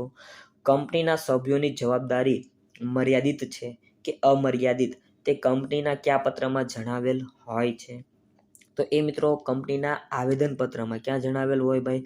આવેદનપત્રમાં જણાવેલ હોય છે. કંપનીના જે સભ્યો હોય એની જવાબદારી મર્યાદિત છે કે અમર્યાદિત એ કંપનીના આવેદનપત્રમાં જણાવેલું જોવા મળશે. કંપનીએ નોંધણીનું પ્રમાણપત્ર મેળવવા માટે જરૂરી દસ્તાવેજો કોની સમક્ષ રજૂ કરવા પડે છે? તો મિત્રો કંપનીએ જો પોતાનું નોંધણીનું પ્રમાણપત્ર મેળવવું હોય તો એના માટેના જરૂરી દસ્તાવેજો કંપની રજિસ્ટ્રાર સમક્ષ રજૂ કરવા પડે. ક્યાં રજૂ કરવા પડે ભાઈ? કંપની રજિસ્ટ્રાર સમક્ષ રજૂ કરવા પડે છે અને તો જ એને નોંધણીનું પ્રમાણપત્ર મળે છે ભાઈ. કંપની નોંધણીનું પ્રમાણપત્ર મેળવવું હિતાવહ છે, જરૂરી છે. અમર્યાદિત જવાબદારીવાળી જાહેર કંપનીએ નામનો છેડો કયો શબ્દ લખવો પડે છે ભાઈ? નામના છેડે કયો શબ્દ લખવો પડે છે? પ્રાઇવેટ લિમિટેડ, લિમિટેડ, ઇન્ડિયા કે પ્રાઇવેટ? તો મિત્રો ખાલી લિમિટેડ શબ્દ લખવો ફરજિયાત છે. કેવો શબ્દ ભાઈ? લિમિટેડ શબ્દ લખવો એના માટે કેવો બને છે? ફરજિયાત બને છે. જે કંપનીની નોંધણી ભારત બહાર થઈ હોય અને ધંધાનું સ્થળ ભારતમાં હોય તેવી કંપનીએ કઈ કંપની કહેવાય? તો મિત્રો એને છે ને વિદેશી કંપની કહેવાય. શું કહેવાય ભાઈ? વિદેશી કંપની કહેવાય. કયો દસ્તાવેજ કંપનીનો પાયાનો દસ્તાવેજ છે? તો આવેદનપત્ર સાચો જવાબ બને છે ભાઈ. આવેદનપત્ર એ પાયાનો દસ્તાવેજ છે ભાઈ. આવેદનપત્રની સૌથી મહત્વની કલમ કઈ છે? તો ધ્યેયની કલમ. કઈ કલમ ભાઈ? ધ્યેયની કલમ. જાહેર કંપનીમાં ઓછામાં ઓછા કેટલા સંચાલકો હોય છે? તો જાહેર કંપનીમાં ઓછામાં ઓછા 3 સંચાલકો કીધા હો, ઓલા સભ્યો હતા અને આ સંચાલકો છે. સંચાલકો કેટલા હોય? 3 હોય છે. યાદ રાખતા જજો ભાઈ. બનો તલાટી સિરીઝમાં તમારા બધાનું સ્વાગત છે. શરૂઆત કરવી છે સરહદોને લગતા પ્રશ્નોની. સરહદમાંથી ડેફિનેટલી એકાદો ક્વેશ્ચન તમારી આવનારી કોઈ પણ એક્ઝામ હોય એમાં પૂછાઈ શકે છે. તો વિડીયોને સંપૂર્ણ જોજો. બને તો લાઈક, શેર અને કમેન્ટ કરવાનું પણ ન ચૂકતા. ચાલો ખોટો સમય બરબાદ ન કરતા શરૂઆત કરીએ આજના આપણા આ વિડીયો સેશનની. ગુજરાતની દરિયાઈ સીમા ચવાઈ ગયેલો ક્વેશ્ચન ભાઈ, વારંવાર પૂછાતો પ્રશ્ન. ગુજરાતની દરિયાઈ સીમા 1600 કિમી છે ભાઈ. 1600 કિલોમીટર જેટલી ગુજરાતની દરિયાઈ સીમા છે ભાઈ. દરિયો લાગુ પડે છે ગુજરાતને, તમને બધાને ખબર છે ભાઈ. આવું મારે સમજાવવાનું ન હોય, પણ કેટલા માઇલ પૂછાય? 990 માઇલ. યાદ રાખજો. જો દરિયો 1600 કિલોમીટર છે બધાને ખબર હોય, નાના છોકરાને પણ ખબર હોય, પણ માઇલમાં પૂછાય તો પરસેવો નીકળે ભાઈ. 990 માઇલ આવે. યાદ રાખજો, પ્રશ્ન પૂછાઈ ચૂકેલો છે ભાઈ. કેટલા ટકા? તો 28% દરિયો ધરાવે છે ભાઈ. 28% દરિયો ધરાવે છે. કેટલા જિલ્લા ભાઈ, કેટલા જિલ્લા દરિયા કિનારો ધરાવે છે? તો 15 જિલ્લા દરિયા કિનારો ધરાવે છે. પ્રશ્ન પૂછાઈ શકે ભાઈ, પૂછાઈ શકે અને પૂછાઈ ગયેલા પણ છે. યાદ રાખતા જજો, આવા જ ક્વેશ્ચનો આવશે ભાઈ. હવે થોડાક અટપટા અને અટપટી પેટર્ન વાળા પ્રશ્નો જોવા મળશે. જો તમને કન્સેપ્ટ ક્લિયર હશે તો તમારા જવાબ ડેફિનેટલી સાચા પડશે. એટલે કન્સેપ્ટને ક્લિયર કરજો, વિડીયો જોતા રહેજો. આગળ વધીએ મિત્રો. ગુજરાતમાં સૌથી વધુ દરિયા કિનારો કયા જિલ્લાને લાગુ પડે છે? તો ભાઈ કચ્છડો બારે માસ. મુજે કચ્છડો બારે માસ કચ્છડાને એટલે કે કચ્છને સૌથી વધારે દરિયા કિનારો લાગુ પડે છે. કેટલો લાગુ પડે છે આવો સવાલ પૂછાય તો 406 કિલોમીટર જેટલો દરિયા કિનારો માત્ર ને માત્ર કચ્છને લાગુ પડે છે. કોને લાગુ પડે છે ભાઈ? માત્ર ને માત્ર કચ્છને જ એટલો દરિયા કિનારો લાગુ પડે છે ભાઈ. યાદ રાખજો, આ બધામાંથી ક્વેશ્ચન ડોક્યુ કરી જાય એવા છે. ગુજરાતની દરિયાઈ સીમા પૂછાય તો 990 માઇલ યાદ રાખજો ભાઈ, બરોબર. 28% યાદ રાખજો અને 15 જિલ્લાને આપણે આગળ સમજવા છે તો 15 જિલ્લા પણ યાદ રાખજો. ગુજરાતમાં સૌથી વધારે દરિયા કિનારો કયા જિલ્લાને છે? તો કચ્છ સાચો જવાબ આવે છે. કેટલો પૂછાય તો 406 કિલોમીટર જેટલો દરિયા કિનારો ધરાવે છે. ગુજરાતમાં સૌથી ઓછો દરિયા કિનારો કોને છે ભાઈ? ગુજરાતમાં સૌથી ઓછો દરિયા કિનારો કોને છે? તો તમારો જવાબ આવે મોરબી જિલ્લાને સૌથી ઓછો દરિયા કિનારો લાગુ પડે છે. કોને ભાઈ? મોરબી જિલ્લાને સૌથી ઓછો દરિયા કિનારો લાગુ પડે છે. આગળ વધીએ. સૌરાષ્ટ્રનો દરિયા કિનારો કેટલો છે આવો સવાલ પૂછાય. થોડોક અટપટો સવાલ કહી શકાય આને. સૌરાષ્ટ્રનો દરિયા કિનારો 843 કિલોમીટર છે ભાઈ. સૌરાષ્ટ્રનો દરિયા કિનારો 843 કિલોમીટર જેટલો જોવા મળે છે. માત્ર સૌરાષ્ટ્રની વાત છે ભાઈ, માત્ર ને માત્ર સૌરાષ્ટ્રની જ વાત છે આ, બરાબર. આપણે આગળ કચ્છનો જોયો 843 છે ભાઈ સૌરાષ્ટ્રનો. તો વધ્યો કેટલો? 351, જે ક્યાંનો જોવા મળે? તળ ગુજરાતનો જોવા મળે. આગળ એના ઉપર પણ જઈએ જ છીએ ભાઈ. એ પહેલાં આ વિડીયો ગમતો હોય તો લાઈક, શેર, કમેન્ટ કરવાનું ન ચૂકતા. બને તો અમારી ચેનલને સબસ્ક્રાઈબ કરીને પણ રાખજો, જેથી કરીને આવા ને આવા અવનવા વિડીયો તમારી સમક્ષ ડાયરેક્ટ તમારા નોટિફિકેશનમાં જોવા મળે. મિત્રો યાદ રાખજો, સૌરાષ્ટ્રનો દરિયા કિનારો 843 કિલોમીટર છે. કેટલો છે ભાઈ? આ 843 કિલોમીટર છે. કેટલા જિલ્લાને, સૌરાષ્ટ્રના કેટલા જિલ્લાને દરિયા કિનારો સ્પર્શ કરે છે, અડે છે ભાઈ? તો 8 જિલ્લા આવે ભાઈ. સૌરાષ્ટ્રના 8 જિલ્લા. સૌરાષ્ટ્રમાં ટોટલ કેટલા જિલ્લા છે ભાઈ? આનો જવાબ કોઈને આવડતો હોય ને તો કમેન્ટ સેક્શનમાં કમેન્ટ કરીને જણાવો તો જરા મને પણ ખ્યાલ આવે કે કેવા લોકો તૈયારી કરી રહ્યા છે ભાઈ. વાત કરીએ મિત્રો સૌરાષ્ટ્રના દરિયા કિનારાના જિલ્લા, બરાબર. તો ભાવનગર ભાઈ, ભાવેણાને લાગુ પડે છે દરિયા કિનારો. તમે પિરમબેટનું નામ સાંભળ્યું હોય તો એ પિરમબેટ પણ ભાવનગર દરિયા કિનારામાં જ આવે છે ભાઈ. અમરેલી જિલ્લાને પણ લાગુ પડે છે ભાઈ દરિયા કિનારો. ગીર સોમનાથ જિલ્લાને લાગુ પડે છે અને ગીર સોમનાથ તો ભાઈ યાદ જ હોય ને, કારણ કે દીવ નજીક છે ભાઈ, બધાને ખબર છે. જુનાગઢ ભાઈ, જુનાગઢને પણ દરિયા કિનારો લાગુ પડે છે. પોરબંદરને દરિયા કિનારો લાગુ પડે જ ભાઈ. ગાંધીનું ગામ કહેવાય ભાઈ, ગાંધીનગરી તરીકે ઓળખવામાં આવે છે ભાઈ. સુદામાપુરી તરીકે પણ ઓળખવામાં આવે છે. એ પોરબંદરને મિત્રો દરિયા કિનારો લાગુ પડે છે. દેવભૂમિ દ્વારકા ભાઈ, દ્વારકા વાળો માગો 1 અને આપે 10, એ દ્વારકા વાળામાં મિત્રો દરિયા કિનારો લાગુ પડે છે. તમે બધાએ દ્વારકાધીશના દર્શન કર્યા જ હશે ભાઈ. સૌથી વધુ ભાઈ સૌરાષ્ટ્ર પંથકમાં સૌથી વધારે દરિયા કિનારો કયા જિલ્લાને લાગુ પડે? આવો સવાલ પૂછાય તો સૌરાષ્ટ્ર પંથકમાં સૌથી વધારે દરિયા કિનારો દેવભૂમિ દ્વારકા જિલ્લાને લાગુ પડે છે ભાઈ. દ્વારકા વાળાને લાગુ પડે છે. સૌથી વધારે દરિયા કિનારો ધરાવતો આ દેવભૂમિ દ્વારકા જિલ્લો છે ભાઈ. યાદ રાખજો, આમાંથી ડાયરેક્ટ પ્રશ્નો તમારી એક્ઝામમાં ડોક્યુ કરી જાય એવા છે. જામનગર જિલ્લાને ભાઈ લાગુ પડે છે દરિયા કિનારો અને મોરબી જિલ્લાને પણ સૌરાષ્ટ્ર પંથકનો જિલ્લો છે ભાઈ, જ્યાં સૌથી ઓછો દરિયા કિનારો લાગુ પડે છે. તો આ હતા ભાઈ સૌરાષ્ટ્ર પંથકના દરિયા કિનારો ધરાવતા જિલ્લાઓ. તો એ જિલ્લાઓને યાદ રાખજો. આમાંથી ડેફિનેટલી એકાદો ક્વેશ્ચન તમારી એક્ઝામમાં ડોક્યુ કરી જાય ભાઈ. આ જે વિડીયો સિરીઝ છે એનો હેતુ જ એ છે એકાદો પ્રશ્ન તમારી એક્ઝામમાં ડોક્યુ કરે અને તમને માર્ક આવવા જોઈએ ભાઈ. આગળ વધીએ ભાઈ. તળ ગુજરાતનો દરિયા કિનારો કેટલો છે? તો 351 કિલોમીટર, બરોબર. 351 કિલોમીટર જેટલો. કેટલો ભાઈ? 351 કિલોમીટર જેટલો તળ ગુજરાતનો દરિયા કિનારો છે. તળ ગુજરાતના 6 જિલ્લાઓને આ દરિયા કિનારો છે એ લાગુ પડે છે, જેમાં અમદાવાદ આવે છે. ભાઈ અમદાવાદને પણ દરિયા કિનારો લાગુ પડે છે, ભલે સૂકું ભાટ જોવા મળે પણ દરિયા કિનારો લાગુ પડે છે. અને એમાંયથી ભાઈ ખાસ કરીને ભાવનગરથી અમદાવાદવાળા રસ્તે જાય છે ને તમને એમ થાય દરિયાની વચ્ચે આલવી શીખું, બે બાજુ જોવા મળે છે ભાઈ અમદાવાદ ભાવનગર વચ્ચે, બરાબર. આણંદ જિલ્લાને ભાઈ દરિયા કિનારો લાગુ પડે છે, ભરૂચને પણ દરિયા કિનારો લાગુ પડે છે, સુરતને પણ લાગુ પડે છે, નવસારીને પણ લાગુ પડે છે અને વલસાડ જિલ્લાને પણ દરિયા કિનારો લાગુ પડે છે. ભાઈ આ હતા તળ ગુજરાતના દરિયા કિનારો લાગુ પાડતા જિલ્લાઓ. ભાઈ એ પણ યાદ રાખજો, આમાંથી ડેફિનેટલી આવી શકે એકાદો ક્વેશ્ચન. ભાઈ ક્વેશ્ચન આવડે એટલે આપણા જે હેત સ્ટડીવાળા છે ભાઈ એમને આ વિડીયો જોઈને બધા જ પ્રશ્નો પાકા થઈ ગયા હશે, આવડતા જ હશે ભાઈ. એવી રીતના આશા રાખીને આગળ વધીએ છીએ. ગુજરાતની આંતરરાષ્ટ્રીય જમીન સીમા કેટલી છે? ગુજરાતની આંતરરાષ્ટ્રીય જમીન સીમા 512 કિલોમીટર છે ભાઈ. ગુજરાતની ઇન્ટરનેશનલ બોર્ડર પૂછી ભાઈ, ઇન્ટરનેશનલ બોર્ડર 512 કિલોમીટર કોની સાથે? આપણા પરમ મિત્ર પાકિસ્તાન સાથે છે ભાઈ, બરાબર. એકમાત્ર જિલ્લો લાગુ પડે છે કચ્છ. હા, ઘણા લોકો ઘણી બુકમાં ઇન્ટરનેટમાં પણ તમને પાટણ બનાસકાંઠા બતાવશે, પણ નકશો તમે નજરથી અને શાંતિથી ચેક કરો તો તમને જવાબ મળશે ભાઈ એકમાત્ર જિલ્લો કચ્છ. આગળ વધીએ, પાકિસ્તાન વિશે પણ થોડીક ચર્ચા કરી લઈએ કારણ કે પ્રશ્ન પૂછાય. તો પાકિસ્તાનની આઝાદીનો દિવસ પાકિસ્તાન 14 ઓગસ્ટ 1947ના રોજ પાકિસ્તાનનો આઝાદી દિવસ ઉજવે છે. રાજધાની એની ઇસ્લામાબાદ છે.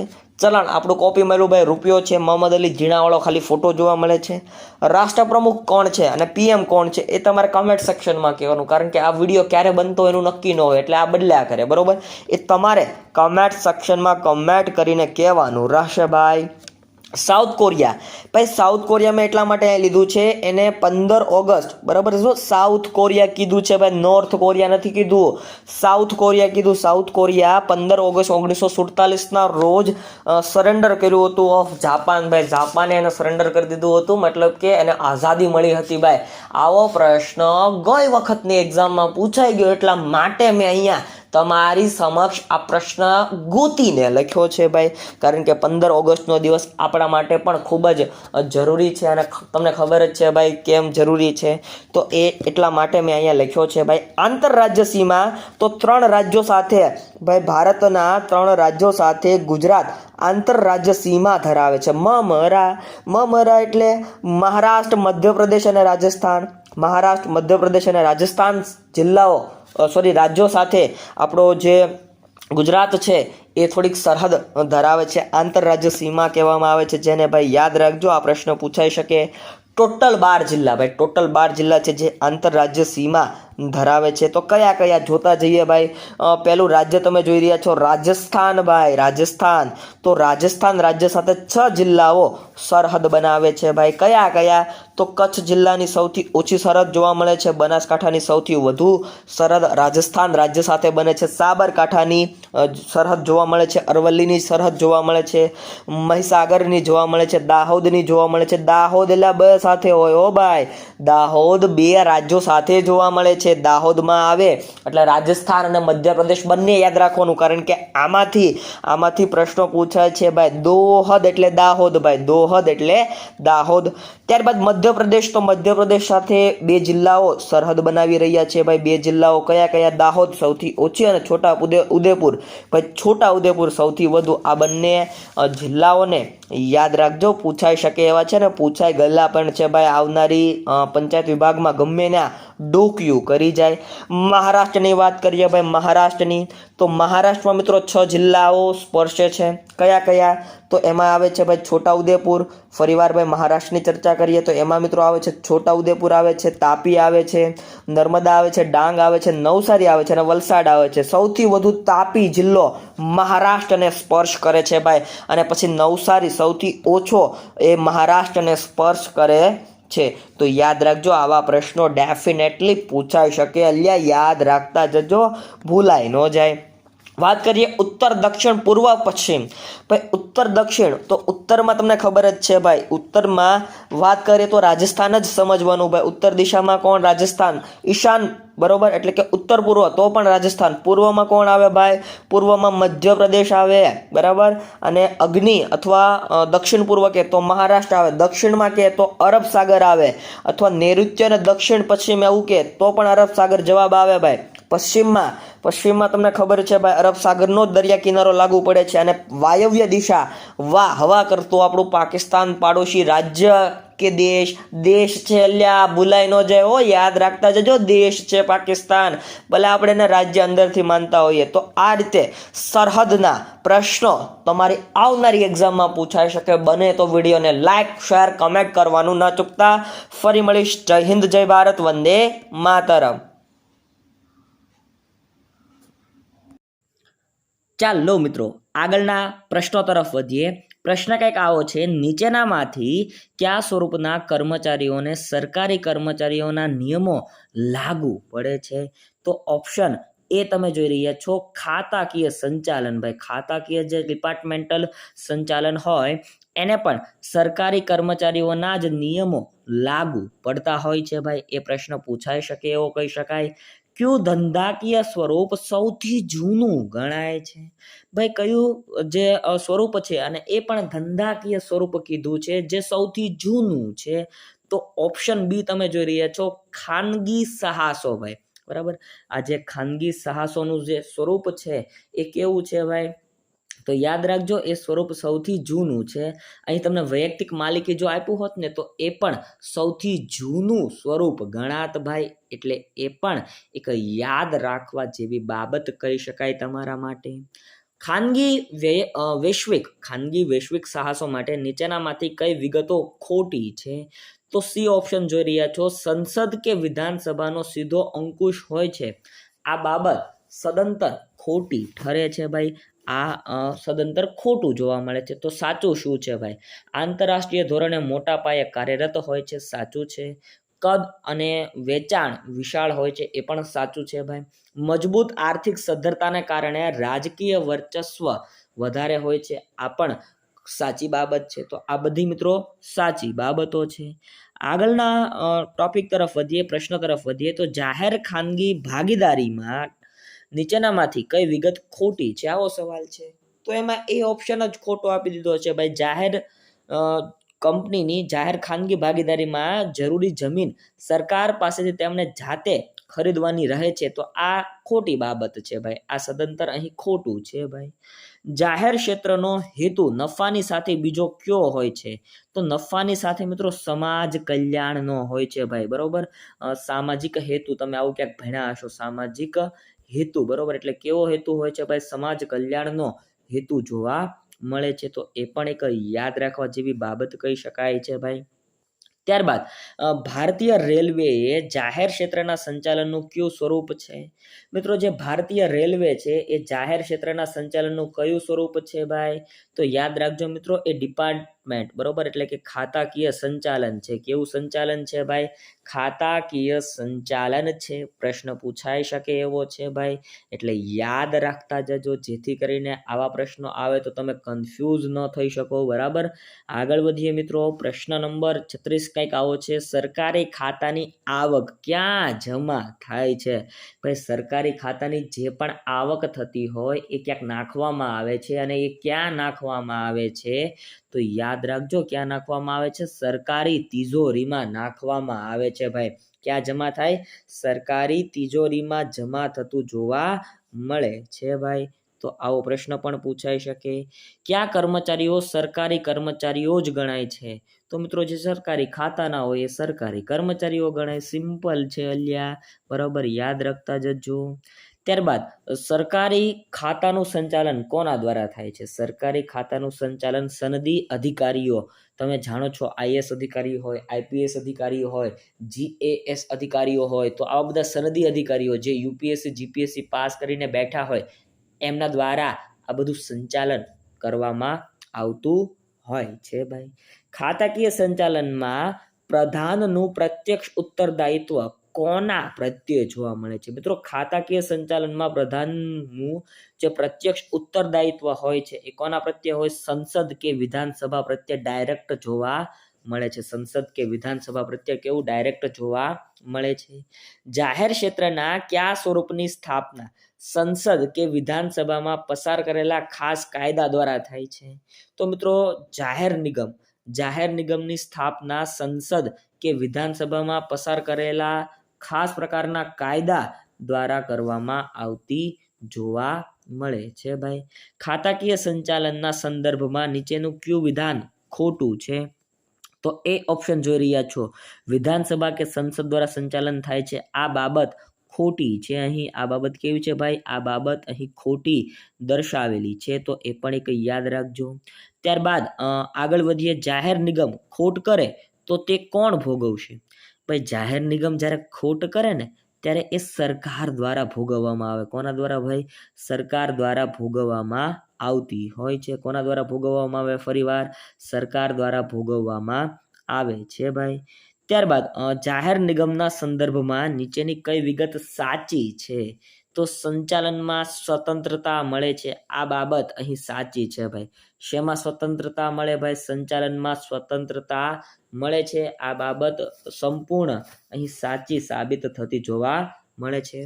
સરકારી કંપનીના સંચાલનમાં સરકાર પોતાનું પ્રભુત્વ પુરવાર કરી શકે તે માટે સરકારની ઓછામાં ઓછી મૂડી કેટલી હોય છે?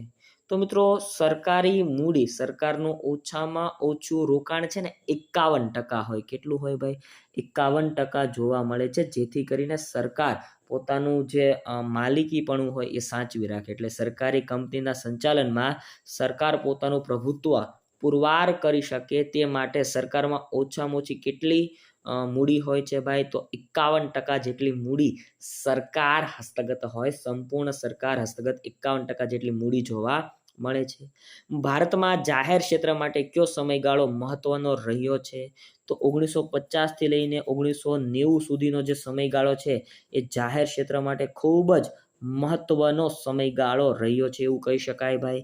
કઈ નીતિ અપનાવ્યા પછી ભારતમાં વૈશ્વિક સાહસોનો પ્રવેશ અને પ્રચાર ઝડપી બન્યો છે?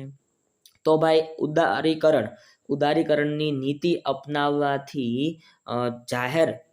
જાહેરમાં વાત કરીએ આમ તો વૈશ્વિક સાહસોનો પ્રવેશ અને પ્રસાર ઝડપી બન્યો છે ભાઈ. જેથી કરીને વૈશ્વિક સાહસો પણ ભારતમાં એન્ટ્રી મારી ચૂકેલા છે ભાઈ. અને એ શેના કારણે શક્ય બન્યું? તો ઉદારીકરણની નીતિના કારણે શક્ય બન્યું એવું કહી શકાય છે. ત્યારબાદ સંયુક્ત સાહસમાં વિદેશી ભાગીદારો હોય અથવા બિન નિવાસી ભારતીય હોય તો સંયુક્ત સાહસો કોની પરવાનગી મેળવવી પડે છે? તો મિત્રો, સંયુક્ત સાહસે ભારત સરકારની, ગવર્મેન્ટ ઓફ ઇન્ડિયાની મંજૂરી લેવી પડે છે. ભારત સરકારે ભારતમાં વૈશ્વિકીકરણનો સ્વીકાર ક્યારે કર્યો? તો 1991માં. આમ તો 3 વસ્તુઓ આવી ભાઈ. એલપીજી સિસ્ટમ જેને કહેવામાં આવે છે, લિબરલાઇઝેશન, પ્રાઇવેટાઇઝેશન, ગ્લોબલાઇઝેશન. એટલે ભારત સરકારે ભારતમાં વૈશ્વિકરણનો સ્વીકાર ક્યારે કર્યો? તો 1991માં કર્યો ભાઈ. એ પણ એક યાદ રાખજો, પ્રશ્ન સ્વરૂપે તમારી સમક્ષ આવી શકે છે. ત્યારબાદ જાહેર ઉપયોગિતાના સંદર્ભમાં નીચેનામાંથી કયું વિધાન ખોટું છે? જાહેર ઉપયોગિતાના સંદર્ભમાં પૂછું કયું વિધાન ખોટું છે? તો તમે સી ઓપ્શન જોઈ રહ્યા છો, અપેક્ષિત માલ અને તેને લગતી સેવાઓ પૂરી પાડે છે આ વિધાન સદંતર અહીં ખોટું છે ભાઈ. કેવું છે? સદંતર અહીં આ વિધાન ખોટું જોવા મળે છે. ત્યારબાદ માલિકીના ભંડોળના સંદર્ભમાં નીચેનામાંથી કયું ભંડોળ સાચું નથી? તો આમાં ડિબેન્ચર છે એ માલિકીનું ભંડોળ નથી, બરોબર. એ ઉછીની લીધેલી મૂડી છે. કેવી છે ભાઈ? ઉછીની લીધેલી મૂડી છે, એટલે ડિબેન્ચર આમાં સાચો જવાબ બને છે ભાઈ. આગળ વધીએ. કંપનીના સાચા માલિકો કોણ હોય છે? તો તમને ખબર જ છે ભાઈ, શેર હોલ્ડરો હોય. કોણ હોય ભાઈ? કંપનીના સાચા માલિકો એ હકના શેર ધરાવતા હોય. સ્વેટ ઇક્વિટી શેર હોય નહીં, પણ તમે જોઈ રહ્યા છો ઇક્વિટી શેર હોલ્ડર ભાઈ, બરાબર.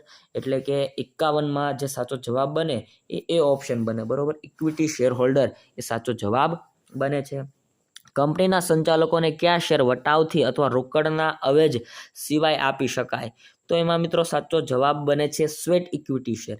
કારણ કે સ્વેટ ઇક્વિટી શેર એ કંપનીના સંચાલકોને શેર વટાવથી અથવા રોકડના અવેજ સિવાય આપી શકતા હોય. કોઈકને સ્વેટ ઇક્વિટી શેર આપવા હોય તો એના માટે રોકડ આવશ્યક નથી બનતી. એટલા માટે કંપનીના નફામાંથી સૌપ્રથમ ડિવિડન્ડ મેળવવા કોણ હકદાર બને છે? તો સૌપ્રથમ અહીંયા પ્રેફરન્સ શેર હોલ્ડર હોય એ ડિવિડન્ડ મેળવવા માટે કેવા બને છે? હકદાર બને છે ભાઈ. સૌપ્રથમ કોણ ભાઈ?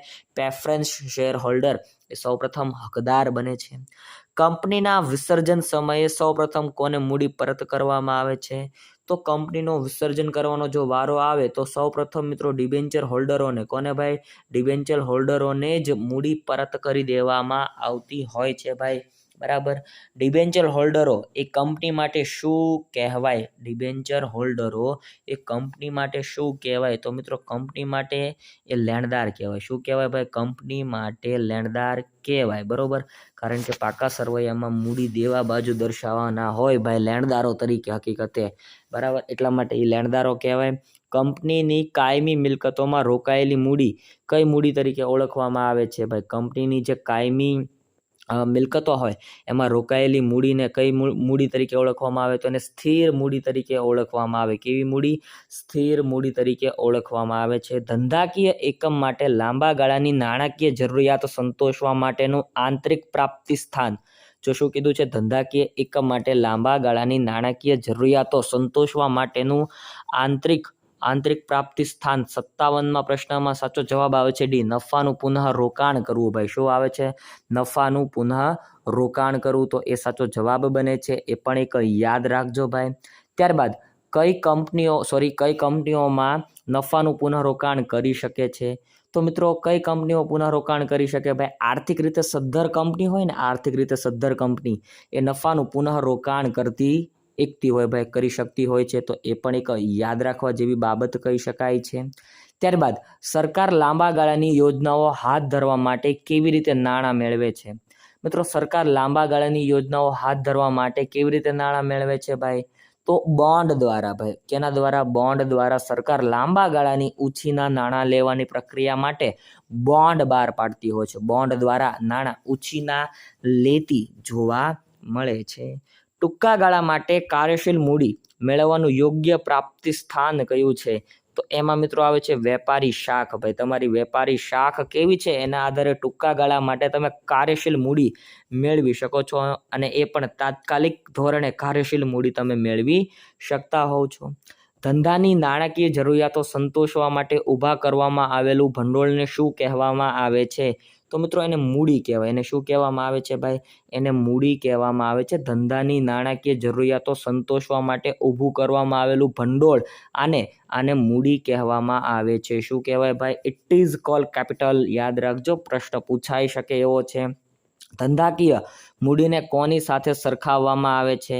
તો મિત્રો રક્ત સમાન ભાઈ, લોહી સમાન. બરોબર. લોહી પણ હોઈ શકે, ઓપ્શનમાં લોહી પણ હોઈ શકે. લોહી સમાન અને સરખામણી કરવામાં આવે છે કારણ કે મૂડી એ સર્વે સર્વા છે. એટલા માટે શેર મૂડી મેળવતી દરેક કંપનીએ કયા શેર બહાર પાડવા ફરજિયાત છે?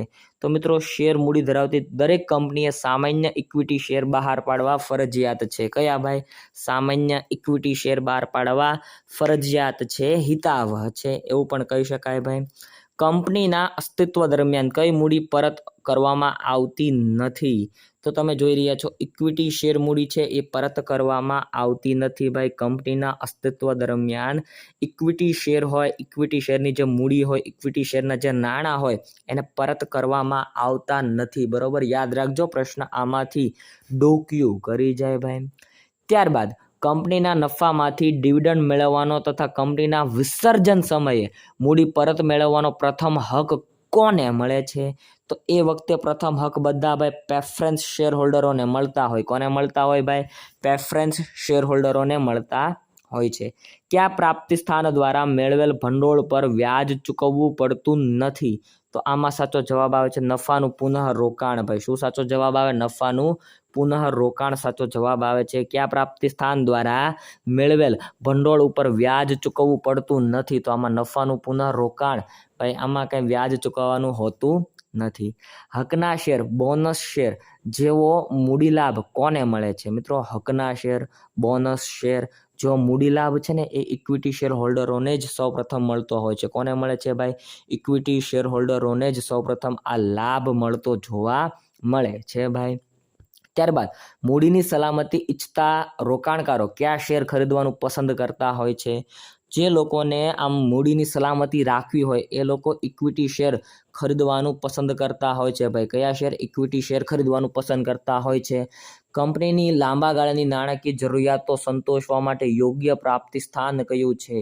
તો મિત્રો યાદ રાખજો, બોન્ડ છે. કયું છે ભાઈ? બોન્ડ એ લાંબા ગાળાની મૂડીની જરૂરિયાતોને સંતોષવા માટેનું એક પ્રાપ્તિ સ્થાન બનતું ગયું છે ભાઈ. ટ્રસ્ટ ડીડ દ્વારા કોના હિતોનું રક્ષણ કરવામાં આવે છે? તો મિત્રો ડિબેન્ચર હોલ્ડરોના. બરોબર, ટ્રસ્ટ ડીડ દ્વારા કોનું? ડિબેન્ચર હોલ્ડરોના જે હિતો હોય એનું રક્ષણ કરવામાં આવે છે, એમના હિતની જાળવણી કરવામાં આવે છે. જાહેર થાપણો એ કંપની માટે શું છે? જાહેર થાપણો એ કંપની માટે દેવું છે. શું છે ભાઈ? એ કંપની માટે દેવું છે ભાઈ, એવું કહી શકાય.